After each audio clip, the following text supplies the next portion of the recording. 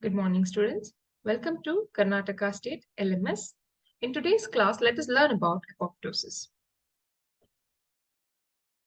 Apoptosis is programmed cell death, which is a regular and controlled mechanism of the growth and development of an organism. It is also known as cellular suicide because the cell takes part in its own death. Apoptosis allows the maintaining of the balance of cell multiplication. That is, cells have a shelf life. Say, for example, RBC cells.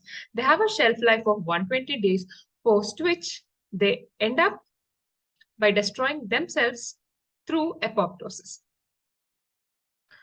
Apoptosis is an orderly process in which the cell's contents are packaged into small packets of membrane for garbage collection by the immune cells. This occurs through well-defined consequent morphological changes. That is, the cell shrinks by drying, condenses, and finally gets fragmented. Condensation of chromatin in the nucleus is a hallmark of apoptosis. Small membrane-bound vesicles called apoptotic bodies are formed containing the cell contents. Hence, during apoptosis, no release of the content of the cell into the extracellular environment is observed without generating an inflammatory response. In contrast, cell death responding to the tissue damage in necrosis exhibit distinct morphological changes to apoptosis. Apoptosis removes a cell during development. It eliminates potentially cancerous and viral infected cells and maintains balance in the body. It is different from necrosis because in necrosis, cells die due to injury. Biochemical events lead to the characteristic cell changes and death.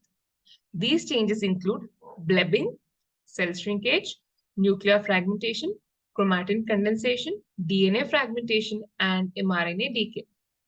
The average adult human loses between 50 to 70 billion cells each day due to apoptosis. For an average human child between the ages of 8 and 14, approximately 20 to 30 billion cells die per day. Here in the image, you can see a normal cell which is undergoing apoptosis.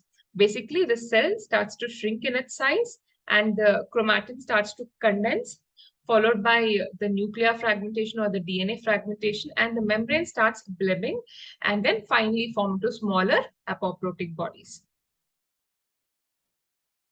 Discovery of programmed cell death.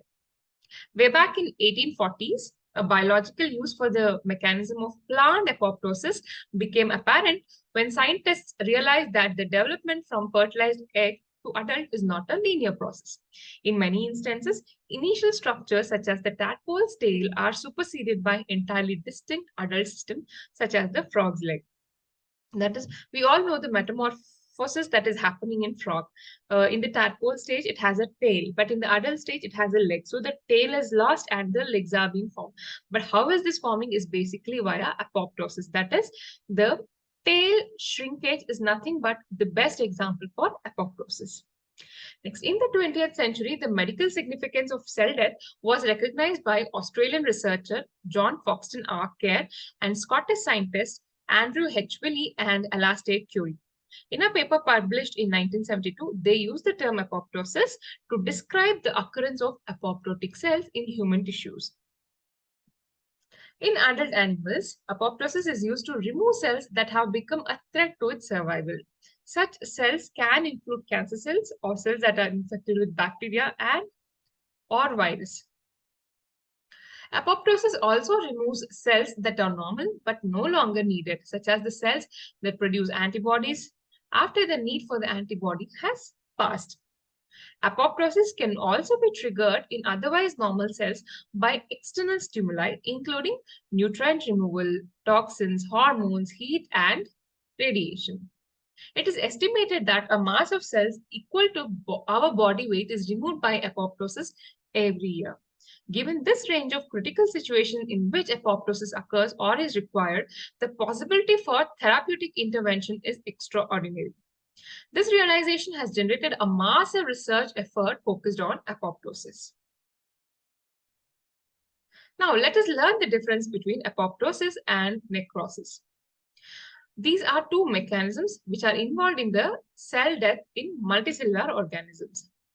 Apoptosis is considered as a naturally occurring physiological process, whereas necrosis is a pathological process which is caused by external agents like toxins, trauma, infections, etc. Apoptosis is a highly regulated, timely process, whereas necrosis is an unregulated, random process. Inflammation and tissue damage is observed in necrosis. The main difference between apoptosis and necrosis is that apoptosis is a predefined cell suicide, where the cell actively destroys itself, maintaining a smooth functioning in the body, whereas necrosis is an accidental cell death occurring due to uncontrolled external factors in the external environment of the cell. To quickly summarize between necrosis and apoptosis, necrosis means uncontrolled cell death, whereas apoptosis is programmed cell death. In necrosis, the cell undergoes swelling, whereas in apoptosis, the cell undergoes shrinkage. Necrosis can affect many cells, whereas apoptosis affects only affected cell.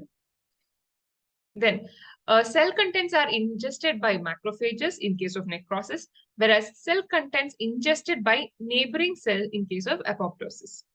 There's significant inflammation seen in necrosis, and in case of apoptosis, there is no inflammatory response.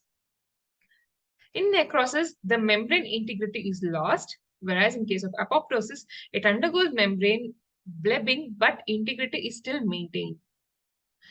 In case of necrosis, cell lysis happens, whereas in case of apoptosis, apoptotic bodies form. In necrosis, organelle swells and lysosome tends to leak, whereas in case of apoptosis, mitochondria release the pro-apoptotic proteins. In necrosis, there's random degradation of DNA, whereas in case of apoptosis, chromatin condenses and non-random DNA degradation happens. Now, why should the cell even undergo apoptosis? Many cells in the human body have the built-in ability to undergo apoptosis in the same way that have the built-in ability to copy their DNA or break down fuels. Basically, apoptosis is a general and a convenient way to remove cells that should no longer be part of the organism. Some cells need to be deleted during development. For example, to whittle and integrate a structure like hand out of a larger block of tissue. Basically, when a human embryo is formed, the limbs are not as defined as we have now. So some part of the body has to get etched out. So apoptosis has to happen so that you have the digits being formed out of a tissue. Some cells are abnormal and could hurt the rest of the organism. If they survive, such cells with viral infections or DNA damage can lead to a lot of abnormality. Cells in an adult organism may be eliminated to maintain balance, to make way for new cells or remove cells needed only for temporary tasks. Apoptosis is a part of development. In many organisms, programmed cell death is a normal part of development. In some cases, apoptosis during development occurs in a very predictable way. In Caenorhabditis elegans, 131 cells will die by apoptosis as the worm develops from a single cell to an adult. Apoptosis also plays a key role in human development. For instance, as we saw in the introduction, your hand basically started out as a paddle-like block of tissue when you were an embryo. The block was carved into fingers by apoptosis of the cells in between the developing fingers. This process occurs in all sorts of vertebrate species that have finger or toe-like digits, and less apoptosis results in more webbing between the digits. Sometimes, if a small mistake happens during finger or toe development, apoptosis may be incomplete, leading to fused toe condition. Other examples of apoptosis during normal development include the loss of a tadpole's tail as it turns into a frog, and the removal of the unneeded neurons in neural circuits in the brain, which are wired. Here you can see how Apoptosis happens during the metamorphosis of a tadpole or a frog. So in the tadpole condition, you see the tail, whereas in the adult frog condition, the tail is missing. And gradually from the tadpole, the leg starts to emerge, which is seen in the adult stage.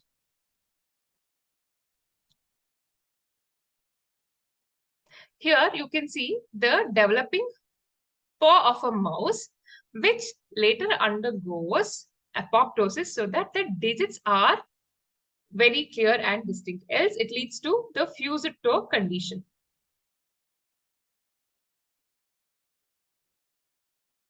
Apoptosis can eliminate infected or cancerous cells. In some cases, a cell can pose a threat to the rest of the body if it survives. For instance, this may be the case for cells with DNA damage, precancerous cells, and cells infected by virus. If these cells undergo apoptosis, the threat to the rest of the organism is removed. Say, for example, there's a cancer cell. If it is undergoing apoptosis, there's no chance that the cancer would spread. When a cell's DNA is damaged, it will typically detect the damage and try to repair it. If the damage is beyond repair, the cell will normally send itself into apoptosis, ensuring that it will not pass on its damaged DNA. When the cells have DNA damage but fail to undergo apoptosis, they may be on the road to cancer. Sometimes precancerous cells that have avoided internal apoptosis are detected by immune cells, which try to trigger apoptosis through an external signaling pathway. Successful cancer cells, however, manage to duck both internal and external cues that would normally trigger apoptosis. This allows them to divide out of control and accumulate mutation, that is nothing but a change in the DNA. So here in the image, you can see that the DNA is being damaged. If it is undergoing apoptosis, there's absolutely no risk of cancer. Whereas if the cell starts to continue dividing, then it could lead to cancer. Apoptosis is the key to immune function. Apoptosis also plays an essential role in the development and maintenance of a healthy immune system. When B cells and T cells are first produced, they're tested to see if they react against any of the body's own self-components. Cells that do are eliminated right away by apoptosis. If this process fails, self-reactive cells may be released into the body where they can attack tissues and cause autoimmune conditions. Apoptosis also plays an important role in allowing the immune system to turn off its response to a pathogen. When a pathogen is detected, the immune cells that recognize the pathogen divide extensively, undergoing a huge increase in numbers with the purpose of destroying the pathogen. Once the pathogen is cleared from the body, the large number of pathogen-specific immune cells are no longer needed and must be removed by apoptosis to maintain the balance in the immune system. To summarize, apoptosis is a form of programmed cell death or cellular suicide. It is different from necrosis, in which cell die due to injury. Apoptosis is not the only form of programmed cell death, but it is the form we understand best. Apoptosis is an orderly process in which the cell's content break down and are packaged into small packets of membrane for garbage collection by the immune cells. It contrasts with necrosis, in which the dying cell's contents spill out and cause inflammation. Apoptosis removes a cell during development. It also eliminates precancerous and virus-infected cells. Although successful cancer cells manage to escape apoptosis, so they continue dividing. Apoptosis maintains the balance of cells in the human body and is particularly important in the immune system. Thank you.